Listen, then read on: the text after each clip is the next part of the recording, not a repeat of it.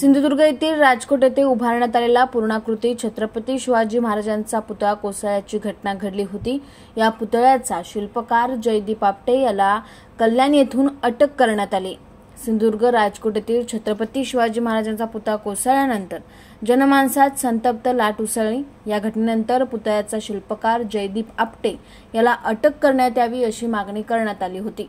आपटे याच्या विरोधात पोलीस ठाण्यात गुन्हा दाखल करण्यात आला होता। घटना घडल्याच्या दिवसापासून आपटे पसार झाला होता।